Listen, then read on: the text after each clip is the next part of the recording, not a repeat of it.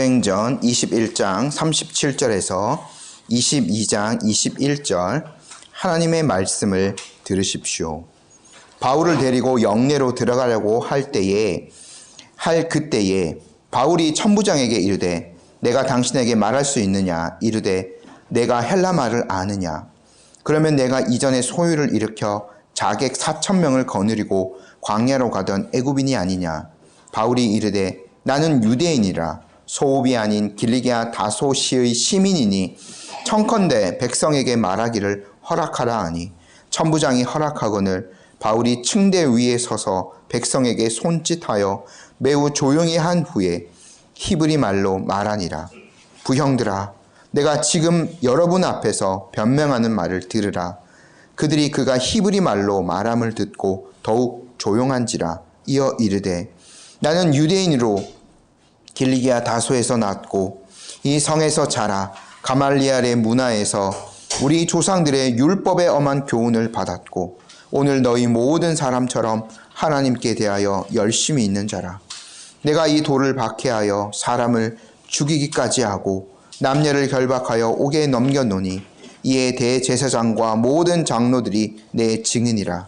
또 내가 그들에게서 다메섹 형제들에게 가는 공문을 받아 가지고 거기에 있는 자들도 결박하여 예루살렘으로 끌어다가 형벌을 받게 하려고 가더니 가는 중 다메섹에 가까이 갔을 때에 오정쯤 되어 호련히 하늘로부터 큰 빛이 나를 둘러 비치매 내가 땅에 엎드러져 들으니 소리 있어 이르되 사울아 사울아 내가 왜 나를 박해하느냐 하시거늘 내가 대답하되 주님 누구시니까 하니 이르되 나는 내가 박해하는 나사렛 예수라 하시더라.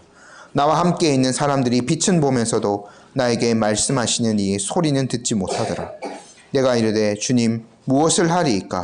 주께서 이르시되 일어나 다메섹으로 들어가라. 내가 해야 할 모든 것을 거기서 누가 이르리라 하시거늘 나는 그 빛의 광채로 말미암아 볼 수 없게 되었으므로 나와 함께 있는 사람들의 손에 끌려 다메섹에 들어가노라.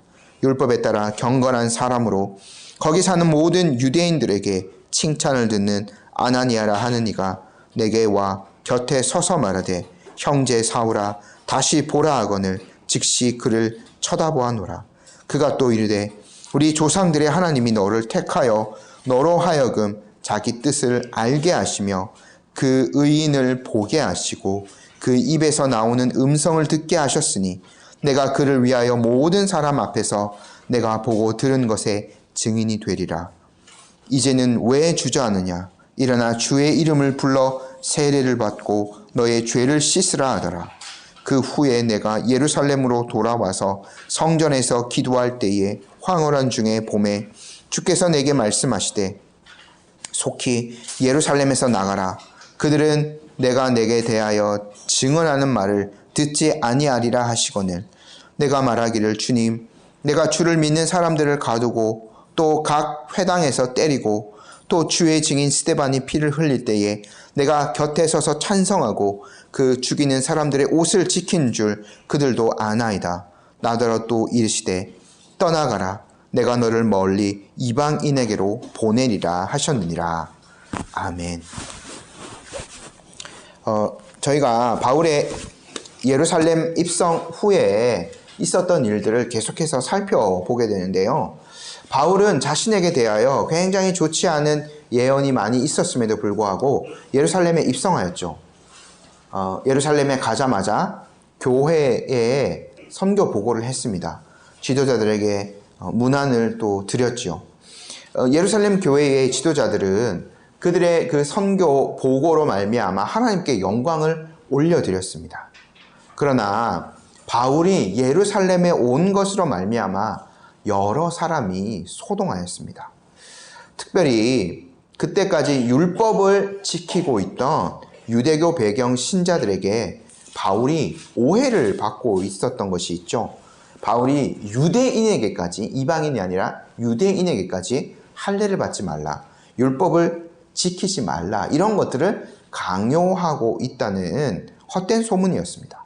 그래서 야고보는 지혜를 짜내서 바울이 율법을 잘 지키고 있다라는 사람을 많은 사람들에게 인식시키기를 원하여서 그들 중에 서원한 4사람과 함께 성전에 들어가서 정결례를 행하고 그 비용까지 바울이 다 지불할 것을 제안합니다. 바울은 그 제안을 받아들이지 못할 이유가 없었기 때문에 흔쾌히 그 제안을 받아들이고 바로 다음날 정결례를 행하려 성전에 들어갔습니다. 그 기간이 약 일주일 정도 되었는데 그것이 끝나갈 무렵 아시아에서 온 유대인들이 바울을 성전에서 발견하였습니다. 그리고 그 사람들은 바울을 붙들고 큰 소리로 소동을 피우게 되죠. 이 사람은 각처에서 우리 백성과 율법, 성전을 비방한 사람이다. 그리고 이 사람이 헬라인을 성전에 데리고 들어와서 성전을 더럽혔다. 이 거룩한 것을 더럽혔다라고 큰 소리로 외치고 소동을 피우게 됩니다. 근데 이 내용은 바울을 오해한 것이었고 선동적인 언행이었죠. 사람들은 이제 바울을 성전 밖으로 끌어내고 폭행하고 달려들어서 그를 죽이려 들였습니다. 그 소식을 들은 예루살렘의 치안을 담당하는 군대의 천부장이 요새로부터 그 소식을 듣고 한달음에 달려왔죠. 일단은 바울을 구해냅니다. 그리고 바울을 결박한 다음에 소동을 진정시키고 무슨 일인지를 사람들에게 물었습니다. 그러나 사람들의 말이 하나도 일치하지 않았기 때문에 일단은 죄인의 신분으로서 바울을 로마의 영내로 데려가라 명령합니다. 이제 그러기 위해서는 성전 측면 쪽에 있는 계단을 올라가야 되는데 사람들이 이제 군인에 이끌려서 층대를 올라가는 바울을 달려들어서 폭행하는 일들이 벌어졌습니다. 큰 이런 소동이 벌어진 거죠. 그래서 군인들이 바울을 이렇게 들고서 그 층대를 올라가게 됩니다. 하지만 사람들은 거기서도 포기하지 않고 그들을 따라가면서 그를 죽이라, 그를 죽이라 라는 말을 계속 외쳐대었죠.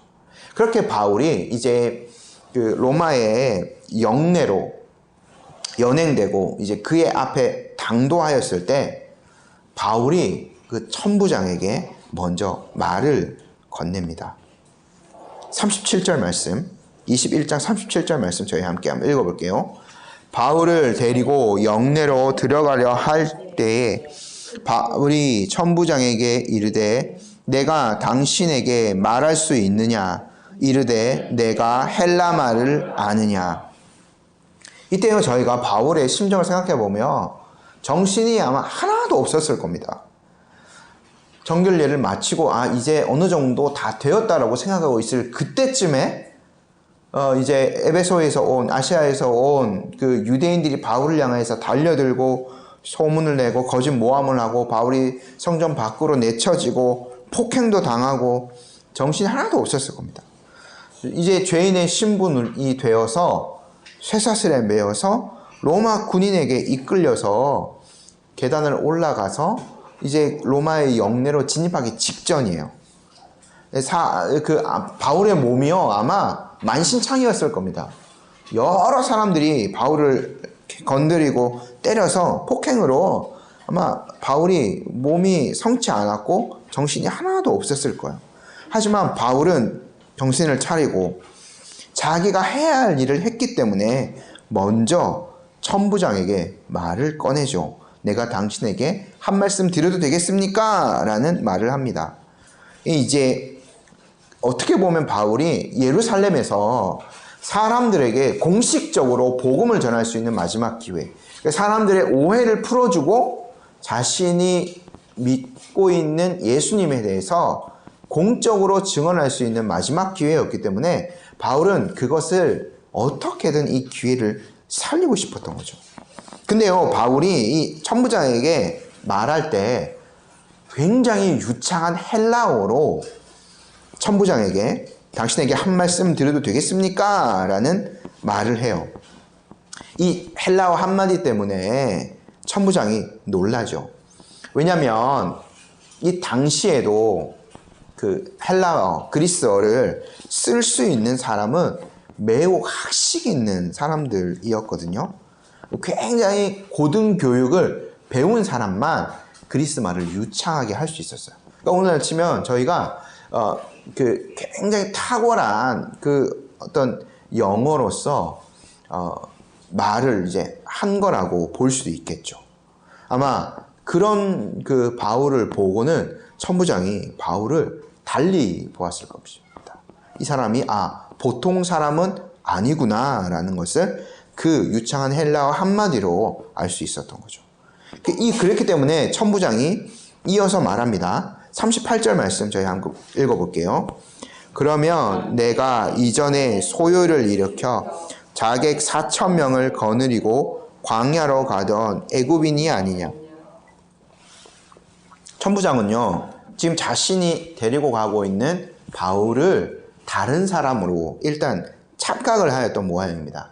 이거는 이제 유대의 역사 기록을 좀 살펴볼 필요가 있는데, 유대 역사가였던 요세푸스의 기록을 찾아보면 주후 약 54년경, 그러니까 지금 바울이 이렇게 잡히기 한 3년 전쯤이라고 볼 수 있습니다. 이때는 대략 추정을 하면 57년경의 이야기고, 그보다 한 3년 전쯤에 어떤 소동이 있었냐면 한 이집트 사람이 자기가 자칭 선지자이다 라고 막 말을 하고 다녔어요.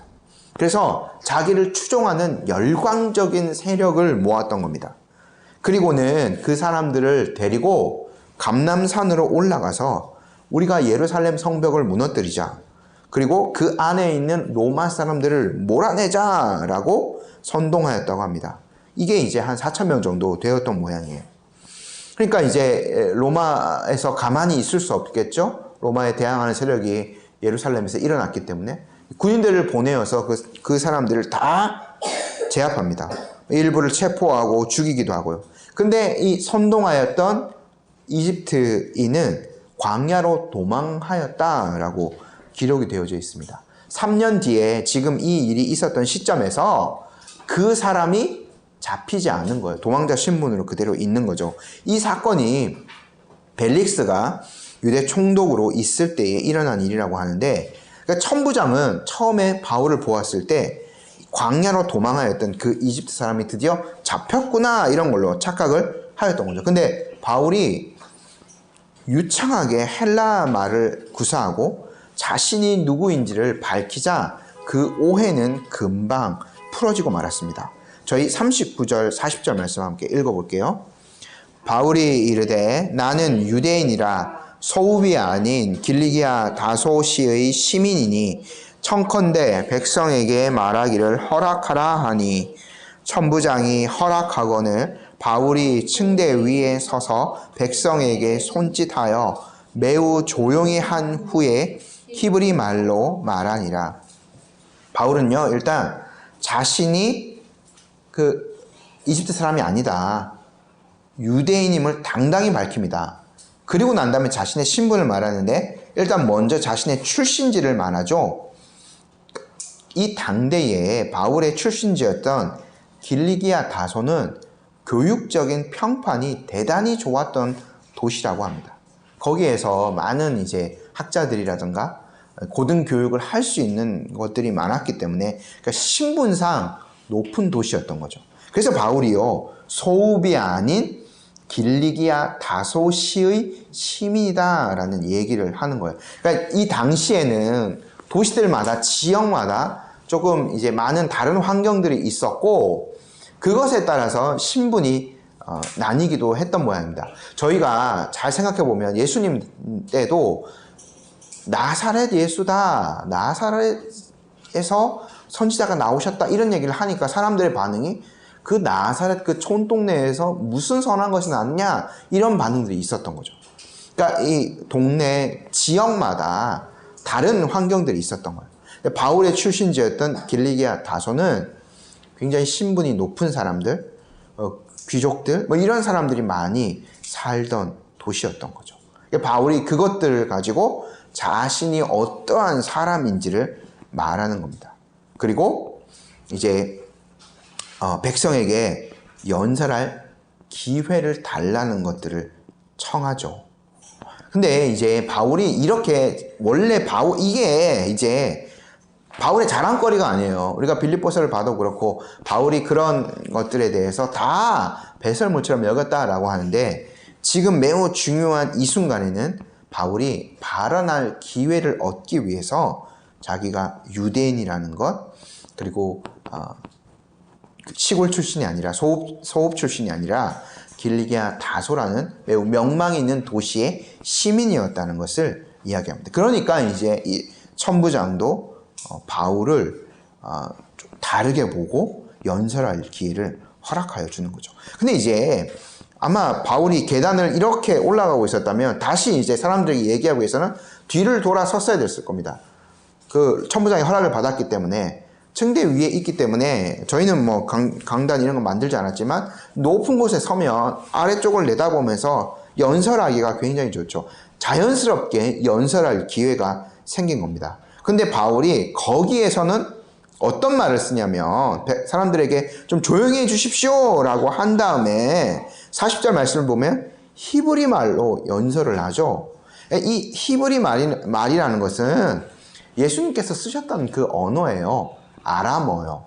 이 당시에 일반 백성들이 그냥 일상생활에서 쓰던 그 언어, 이제 성경이, 저희가 그 신약 성경이 그리스어로 기록되었기 때문에 아람어 몇 개 뭐 저희도 나오죠. 뭐 아바라는 말, 아바 아버지라고 할 때 아바라는 말이라던가, 예수님이 뭐 달리다곰이라 이런 그 아람어가 직접 이제 쓰였던 그 기록도 성경에 나와 있습니다. 평소에 쓰던 말로 바울이 이제 사람들에게 연설하기 시작하는 겁니다. 바울이요, 이방인의 사도였고, 저희가 이제 22장에서 보는 그 연설의 내용, 결론이 자기가 이방인에게 예수님을 전하는 사람으로 부름받았다라는 것을 이제 잘 나타내거든요. 그렇지만 바울이 그렇게 사역했을지라도 자신의 동족을 한시도 잊은 적이 없어요. 그러니까 지금 굉장히 좋은, 자기는 지금 육체적으로는 이제 폭행을 당하고 힘들고 죽이라 막 이런 말이 막 나오는 그 시점이었지만 바울에게는 굉장히 좋은 기회였던 거죠. 그래서 동족에게 복음을 전하기 위해서 불붙는 마음으로 이 기회를 어떻게든 살려서, 아니 기회를 만들어서까지라도 복음을 나누고자 했던 거죠. 저희가 22장 1절부터 21절까지 좀 긴 부분을 봤는데, 사실 이 부분이 사도행전에서 거의 3번 나옵니다. 저희가 첫 번째 실제로 있었던 사건의 기록은 9장에서 이미 봤죠. 바울이 지금 연설하는 내용들이 대부분 다 9장 1절에서 22절에 실제로 있었던, 다메섹을 향하여서 갈 때 있었던 내용을 다시 바울의 입으로 전달하는 겁니다. 이걸 나중에 아그리파 왕 앞에서 26장에서 한 번 더 나오게 되는데요.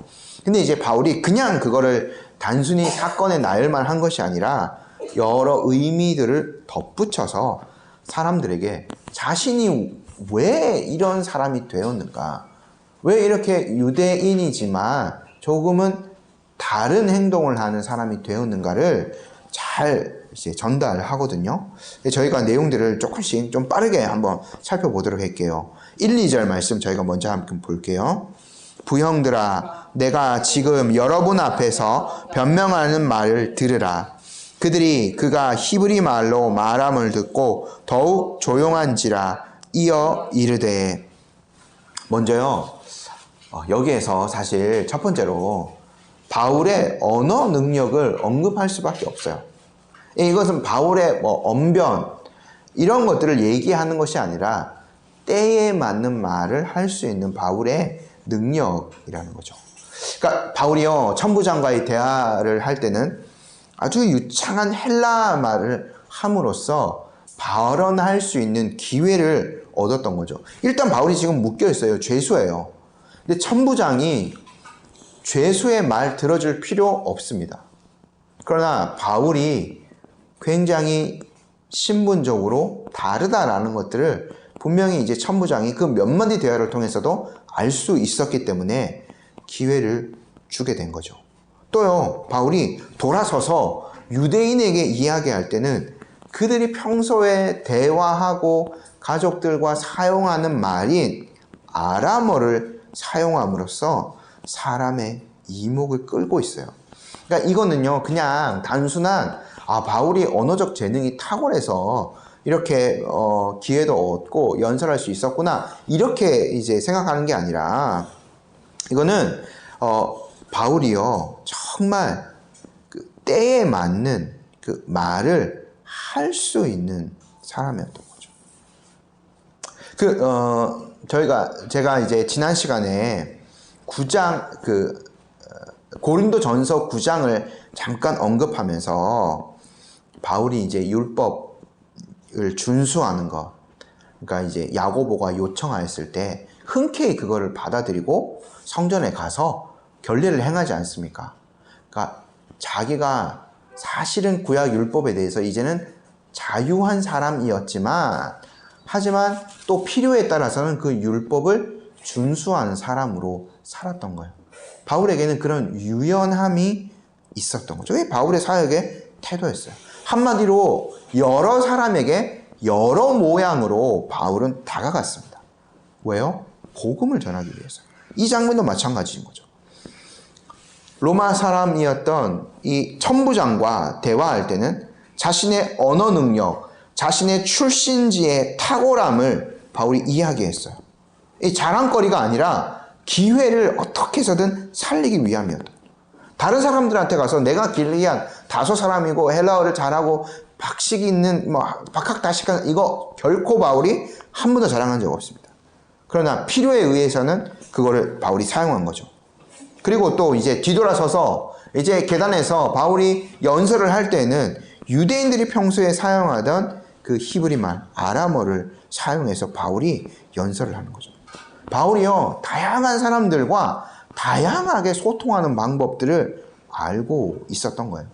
저희가 이 태도 정말 배울 필요가 있습니다. 우리가 신앙생활 열심히 하고 정말 이렇게 하나님을 잘 섬기고 믿고 있는데 우리는 사람들과 소통이 되는 사람인가를 한번 잘 생각해 봐야 됩니다. 교회 밖에 있는 사람들과 하나님이 우리에게 복음을 나누라고 우리 주변에 허락하신 사람들과 잘 소통할 수 있는 사람들인가를 한번 생각해 봐야 돼요. 때로는 저도 가끔씩 그런 생각이 들더라고요. 우리가 다른 언어를 쓰는 사람인가? 똑같은 한국말을 하고 있는데 이 교회 안에 있는 사람들과 밖에 있는 사람의 언어가 때로는 너무 다르게 느껴질 때가 있죠.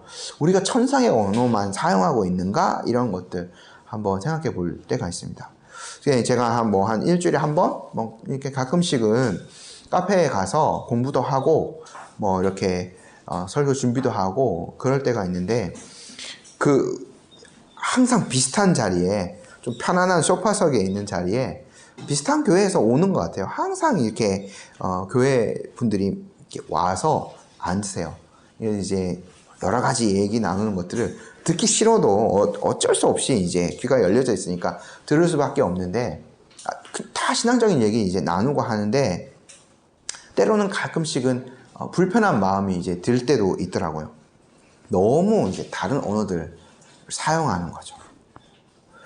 그러니까 이제 저희에게 필요한 능력이 뭐냐면 바울이요 지금 바울의 말을 듣고 있는 이 사람들이 일상으로 쓰는 언어를 택해서 자신에 대해서 변명하고 복음을 증거하고 있거든요. 우리에게 사실 필요한 능력은 이거예요. 사람들이 사용하는 정말 일상적인 언어들을 사용하여서 우리가 믿고 있는 예수님에 대해서 알리는 거죠. 그러니까 너무 고급진 언어, 천사의 언어 사용하면 전혀 사실은 세상 사람들과 소통이 되지 않습니다.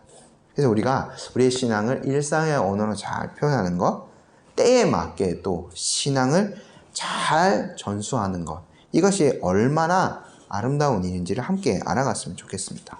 근데요, 우리가 여기서 또 볼 수 있는 게 뭐냐면 바울의 태도예요. 이러한 것과 함께 바울의 공손한 태도를 보입니다. 제가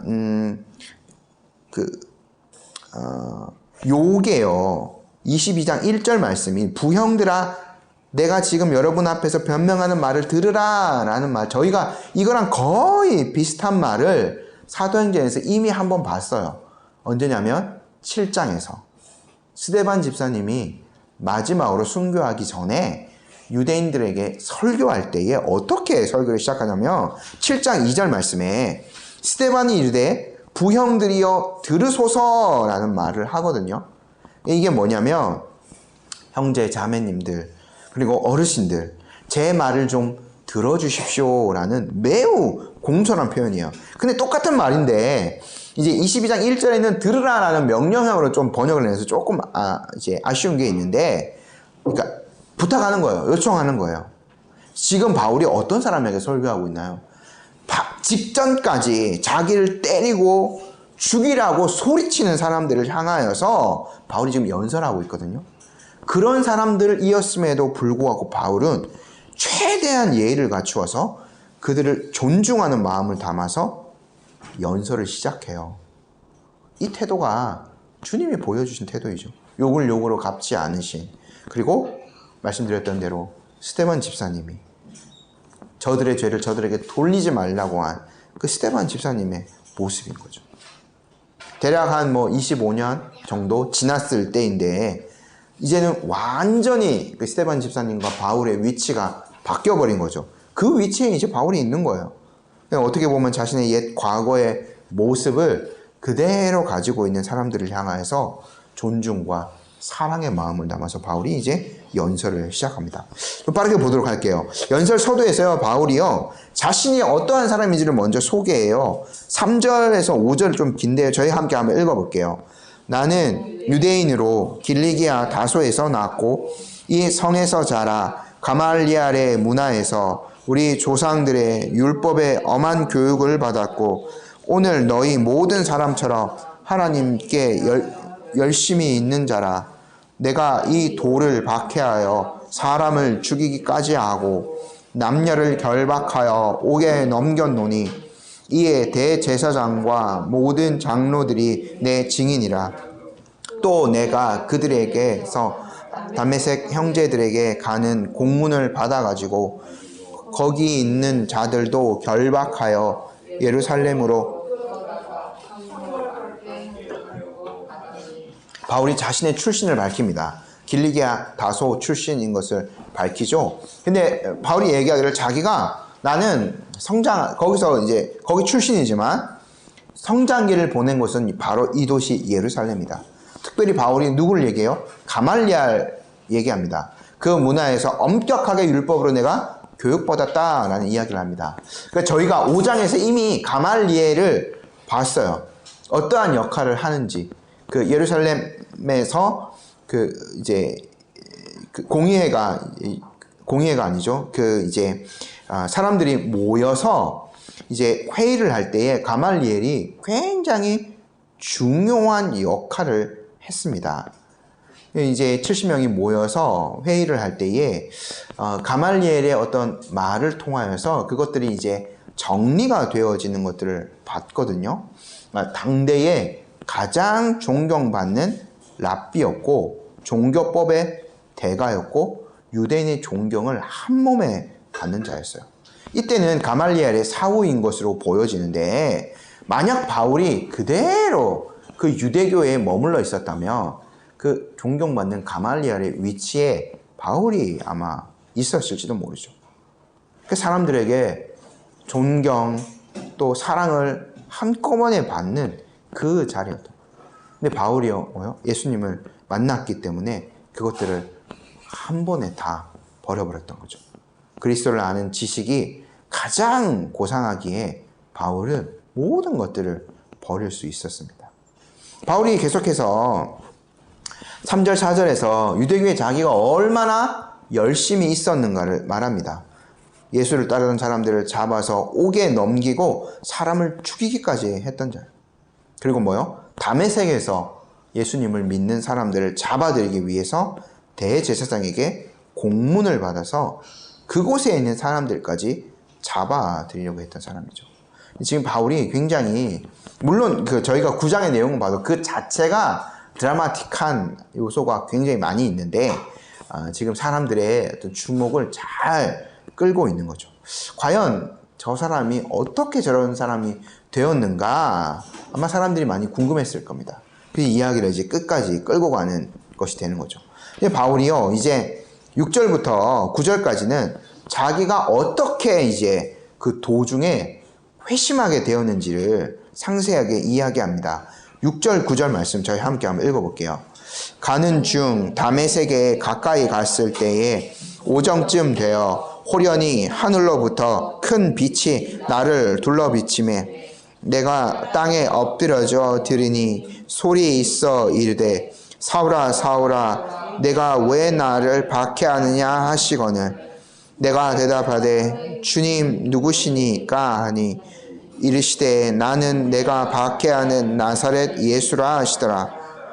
나와 함께 있는 사람들이 빛은 보면서도 나에게 말씀하시는 이의 소리는 듣지 못하더라.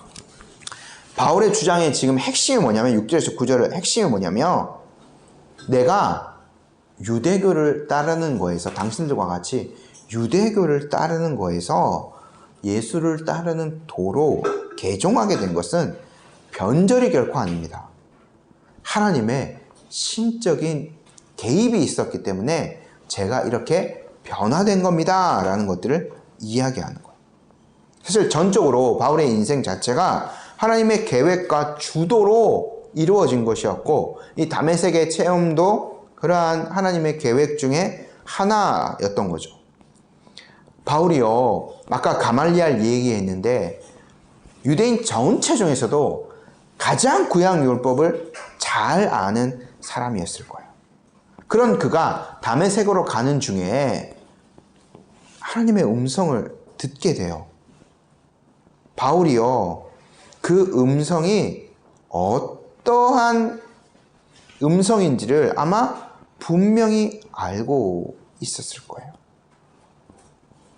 그때 자기를 부르던 그 목소리가 구약의 떨기나무 타는 그곳에서 모세를 부르셨을 때 모세를 부르셨던 그 음성과 거의 동일한 음성이라는 것을 바울은 알고 있었을 겁니다.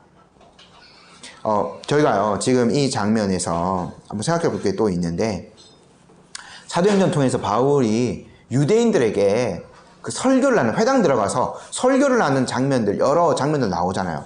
그때마다 바울이 어떻게 설교했나요? 구약을 가져다가, 구약의 시편, 선지자의 글, 그 모든 그 모세의 글들에서 예언한 바로 그분이 예수님입니다 라는 방식으로 바울이 설교하고 복음을 전했잖아요. 근데요, 지금 여기 바울의 얘기에는 다 사실 바울의 어떤 간증적인 내용들이 담겨져 있는 거고 구약 인용은 하나도 사실은 없습니다. 그러나 여기 안에서 사실은 구약의 아주 핵심적인 내용들이 담겨져 있어요. 모세가 만난 하나님, 모세가 들은 하나님의 음성을 한번 생각해 본다면 지금 바울이 얘기하고 있는 네가 박해하는 나사렛 예수, 바로 그 나사렛 예수가 어떠한 분인지를 잘 알 수 있거든요. 출애굽기 3장에서요, 모세가 그 하나님의 이름을 여쭈었어요. 그때요, 하나님께서 뭐라고 말씀하셨나요? 스스로 있는 자라는 여호와라는 이름을 계시해 주셨거든요. 그 이름이 너무나 거룩하여서 이 여호와 또는 야훼라는 그 이름도 사실은 저희가 추측할 뿐입니다. 이스라엘 사람들이 어떻게 그 글자를 발음하는지는 누구도 알 수 없어요. 그러니까 야훼, 여호와라고 추측할 뿐이죠. 그 사람들이 그 이름이 너무나 거룩하기 때문에 나올 때마다 주님, 아도나이라고 불렀기 때문에 알지 못하는 거예요, 바로. 그런데 1500년이 지나서 바울이 다메섹 근처에서 음성으로 들리던 바로 그분께 당신이 누구십니까?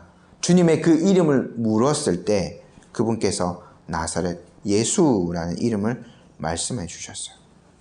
하나님께서 바울이 갈라디아 4장에 얘기하듯이 때가 참에 하나님의 때가 되어서 하나님께서 친히 사람의 몸을 입고 이 땅에 오셔서 자신의 거룩한 이름을 사람들에게 계시해 주셨어요. 친히 그분이 세상에 오셔서 하나님의 뜻을 자신의 입으로 전하여 주시고 구원 얻는 길을 제시해 주신 거죠. 바울이요, 지금 이 연설에서 구약을 신학적으로 해설하고 있지는 않지만 자신의 경험을 통해서 예수님께서 만군의 하나님이신 것을 알리고 있는 거죠. 근데요, 이때에 바울이 다시 이제 내용으로 들어가서 너무 놀라서 예수님께 무엇을 하리까 여쭈었습니다. 그때 주님은 다메섹으로 들어가면 누군가 너에게 해야 할 일을 알려줄 것이다 라는 대답을 주시죠. 바울이 그 빛의 광채로 말미암아 눈이 멀었기 때문에 또 구장을 보면 비늘 같은 것이 덮여져 있었기 때문에 사람들의 손에 이끌려서 다메섹으로 들어갔습니다. 이어서 그 다메섹에서 하나님께서 예비하신 사람인 아나니아의 도움을 받아서 자신이 회복된 일을 바울이 언급하거든요. 이게 이제 12장부터 16절 말씀인데요. 제가 12절 말씀 한번 읽어드릴게요. 율법에 따라 경건한 사람으로 거기 사는 모든 유대인에게 칭찬을 듣는 아나니아라 하는 이가, 이 아나니아라는 사람에 대해서 소개하는데, 경건한 사람, 그러니까 율법을 잘 지키는 사람, 모든 유대인에게 칭찬 듣는 사람이었던 거죠. 바울에게 세례를 준 사람이 누구였는가? 율법과 상관없이 방종하게 사는 사람이 아니라 율법을 잘 지키고 경건한 사람인 아나니아가 바울을 도왔던 거예요. 그의 눈을 다시 뜨게 했던 거죠. 그 아나니아를 통하여서 하나님의 뜻이 바울에게 전달되어졌습니다. 그분의 음성을 또 듣게 하시고 바울이 진짜 하나님을 만날 수 있게 하셨고, 바울이 모든 사람들 앞에서 보고 들은 것에 증인이 되게 하신 거죠. 근데요, 저희가 생각해보면 바울이 지금 이렇게 얘기하는 것이 뭐냐면, 자기가 유대교와 전혀 관련 없고 유대교를 무시하고 자신의 전통을 굉장히 이제 나쁘게 생각하는 그런 사람이 아니다라는 것들을 계속해서 변명하고 있는 거예요. 그렇게 나사렛 예수를 통하여서 변화된 자신의 삶이 경건한 유대인이었던 아나니아를 통해서 확증되어졌다. 그래서 그를 통하여서 세례를 받았다라는 것을 이제 증언하게 됩니다. 근데 이 일이 있은 후에 바울이요, 예루살렘, 특별히 성전과 완전히 관련 없는 삶을 산 것이 아닙니다. 바울이 21장 28절에 보면 사람들이 바울 비난한 내용 중에 하나가 이 사람 성전 모독한 자이다 라고 막 바울을 험담한 것이 있거든요. 근데 바울이 자신의 체험을 얘기하면서도 내가 그렇게 다메섹으로 가는 중에 나사렛 예수를 만나고 회심하고 세례를 받았지만 나는 계속해서 성전을 존중하고 만민이 기도하는 집이었던 이 성전에서 기도하는 사람이었습니다 라는 것들을 바울이 밝히거든요. 17절 말씀입니다. 저희 함께 한번 읽어볼게요. 후에 내가 예루살렘으로 돌아와서 성전에서 기도할 때에 황홀한 중에, 바울이요, 이거는 이제 아마 9장 26절에서 바울이 예루살렘에 올라갔을 때 있었던 일을 기록한 것으로 보입니다. 말을 한 것으로 보입니다. 그때에 하나님께서 바울이 기도할 때에 하나님께서 이렇게 말씀하셨죠. 18절 저희 계속 한번 읽어볼게요. 봄에 주께서 내게 말씀하시되 속히 예루살렘에서 나가라. 그들은 내가 내게 대하여 증언하는 말을 듣지 아니하리라 하시거늘. 하나님께서요, 이 성전에서 기도하는, 이때 사울이라고 부를 수 있겠죠. 사울에게 예루살렘에 머물지 말고 예루살렘에서 사람들이 네가 말하는 거 듣지 않을 거다, 이런 말씀을 하세요. 기도의 응답으로. 실제로 사도행전 9장을 보면 이런 기록이 있습니다. 9장 28, 29절에 사울이 제자들과 함께 있어 예루살렘에 출입하며 또 주 예수의 이름으로 담대히 말하고 헬라파 유대인들과 함께 말하며 변론하니 그 사람들이 죽이려고 힘쓰거늘. 그러니까 바울이요, 담대히 예수 그리스도를 전하였지만 돌아오는 것은 사람들의 냉대와 사람들의 살기였어요. 죽이려고 했어요. 근데 저희가 이 부분을 보면서 조금 이상한 생각이 들 수 있는데 15절에 보면 하나님께서 아나니아를 통하여서 바울에게 내가 그를 위하여 모든 사람 앞에서 네가 보고 들은 것에 증인이 되리라 라는 이 말씀을 주시거든요. 모든 사람 앞에서 네가 예수 그리스도의 증인이 될 것이다 말씀하셨는데 예루살렘에 와서 기도할 때는 사람들이 네 얘기 듣지 않을 거야 이런 말을 해주시는 거예요. 근데 실제로 9장의 기록을 보면 그런 일들이 일어났고 오히려 사람들이 바울을 죽이려 들었죠. 요 모순적으로 보이는 내용들을 어떻게 좋아할 수 있을까? 그게 이제 19절 20절에 나오거든요. 제가 이 부분은요 새한글 성경 버전을 한번 읽어드릴게요. 19절 20절이요. 그래서 제가 말씀드렸습니다. 주님, 그들 스스로 알고 있습니다. 바로 제가 회당마다 찾아가서 주님 믿는 사람들을 감옥에 보내고 매질당하게 한 것을요. 그리고 주님의 증인 스데반이 피를 쏟을 때 저 자신도 그 자리에 서 있었습니다. 그리고 그것을 한 통속으로 좋게 여겨서 그를 없애버리는 자들의 겉옷을 지켜주었습니다. 바울은요, 자신의 전도를 듣는 사람들이 누구보다도 자신의 과거에 대해서 잘 알고 있었다는 말을 주님 앞에 드렸어요. 전에 박해자였고 스데반의 순교의 자리에 깊숙이 관여한 바울이 갑자기 변화해서 이제 박해하는 예수의 증인이 된다는 것을 사람들이 쉽게 믿을 리 없었던 거죠. 바울도요, 첫 번째 회심해서 첫 번째로 예루살렘을 방문해서 그것을 깊이 있게 깨달았어요. 사도들 중에도 제자들 중에도 바울을 가까이 하지 않으려는 사람들이 있었고요. 또 이 많은 사람들이 바울이 막 이렇게 변론하면서 헬라파 유대인, 바울이 아까 말했지만 헬라어 유창하게 했기 때문에 헬라파 유대인들과 이렇게 변론하면서 예수님에 대해서 증언하였을 때 사람들이 심지어 바울을 죽이려고까지 했거든요. 그러니까 이게 쉽지 않았던 거예요. 박해자에서 바로 변하여서 이제 그 박해하는 예수를 증거하는 것들에 대해서 그 진실성을 사람들이 믿지 않았던 거죠. 또요, 바울이 언제 변화해서 저 사람이 그 살기를 드러낼까? 바울을 의심하는 사람들도 분명히 있었던 거였고. 그래서 하나님께서는요, 그 소명, 모든 사람 앞에서 내가 보고 들은 것을 증거하는 그 증인의 사명을 예루살렘이 아니라 어디에서 하게 해주셨냐면 바로 이방인들 가운데 바울이 그것들을 증거하는 삶을 살게 해주신 겁니다. 21절 말씀 저희 함께 읽어볼게요. 나더러 또 이르시되 떠나가라 내가 너를 멀리 이방인에게로 보내리라 하셨느니라. 하나님께서 바울을 예루살렘이 아닌 다른 먼 곳으로 이방인에게로 보내셔서 그들에게 복음 전할 것을 명령하셨어요. 이게 뭐냐면 지금 사람들이 바울에게 바울 모함했잖아요. 헬라인 데리고 성전에 와서 성전을 모독했다라는 바울에게 그런 누명을 또 뒤집어 씌워요. 근데 이제 그것이 없는 이야기였지만 하지만 사람들이 밖에서 본 건 있었죠. 헬라인이었던 바울의 그 에베소 사람 드로비모와 함께 있었던 것들을 사람들이 본 거예요. 본 것이 분명히 있었습니다. 29절 말씀에 이는 그들이 전에 에베소 사람 드로비모가 바울과 함께 시내에 있었음을 보고 착각해서 이제 그런 소문을 퍼뜨렸던 건데 바울이 사람들에게 얘기하는 거예요. 내가 헬라인을 가까이 하는 것, 그들에게 복음을 증거하는 그것들이 내 뜻으로 한 것이 아니다. 하나님께서 그런 소명을 나에게 주신 것이다.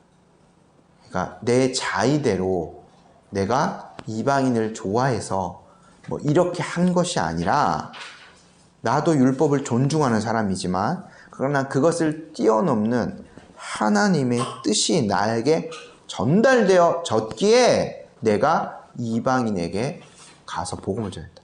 그래서 내가 이방인을 가까이 하였다라는 것들을 바울이 변명하고 있는 거죠.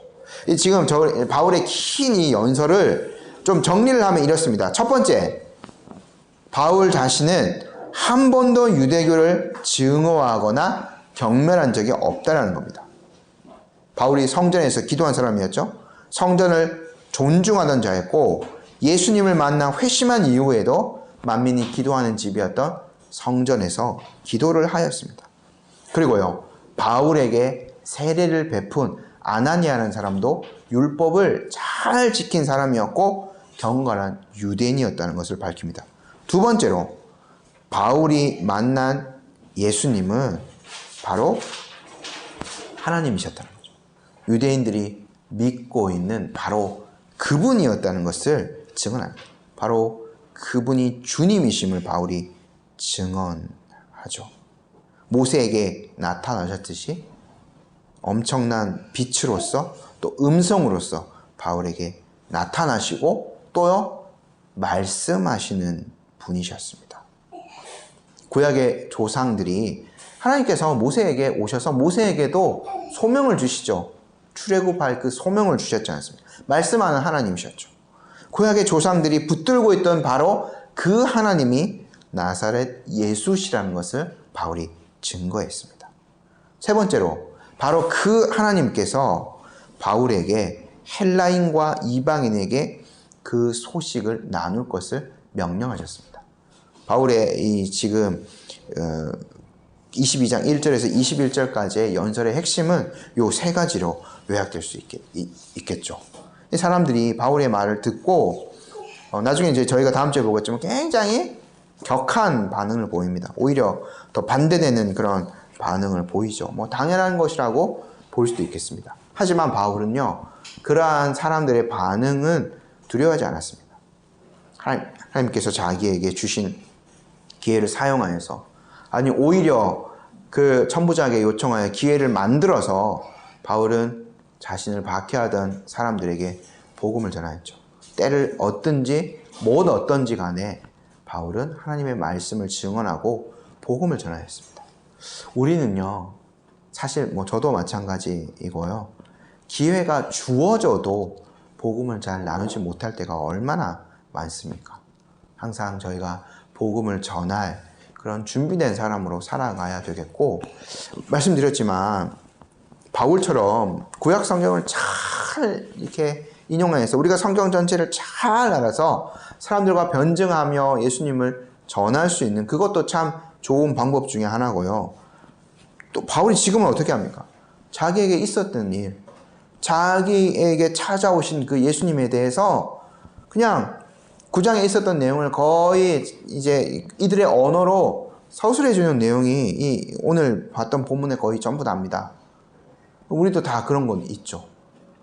성경의 내용, 복음의 내용을 신학적으로 또 성경적으로 확실하게 담아내지 못하더라도 우리가 만난 예수님에 대한 그 은혜의 체험들을 누구나 다 가지고 있는 거죠.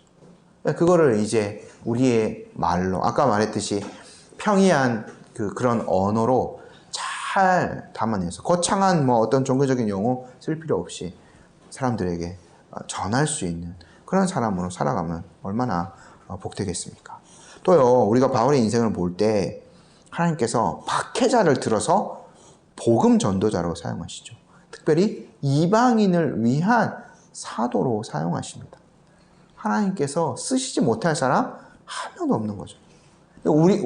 하나님은 그렇게 하시는데, 행여나 우리 자신을 스스로 나는 별로 뭐 가치가 없는 사람이다 이렇게 스스로 판단하거나, 뭐 남을 막 판단하고 쟤는 안 될 사람, 저 사람은 안 될 사람, 이렇게 우리 스스로 남을 판단하는 위치에 있지는 않는가 다시 한번 생각해 보게 됩니다. 하나님께서요, 지금은 굉장히 약해 보이고 신앙이 어려 보이고 그런, 오히려 더 이렇게 바울처럼 박해하는 위치에 있다라는가, 좋지 않은 그런 위치에 있는 그 사람, 그런 사람도 들어서 하나님의 사역에 쓰실 수 있는 분이거든요. 그래서요, 저희가 사람을 대할 때도 아끼는 마음, 사랑하고 기도로 품을 수 있는 자들이 되어야 됩니다. 하나님께서 포기하지 않는 사람을 우리가 먼저 포기해서는 안 되겠죠. 오늘 바울의 이 자신의 어떤 간증의 내용들을 보면서 우리가 한 두 가지 정도의 적용점을 생각해 보게 됩니다. 우리도 복음 전하는 자로 살아가고 누구도 우리가 판단하지 말고 하나님께서 변화시켜 주실 것들을 기대하는 마음으로 기도하면서 저희가 살아가야 되겠습니다. 잠시 기도하도록 하겠습니다. 하나님 아버지, 오늘 저희가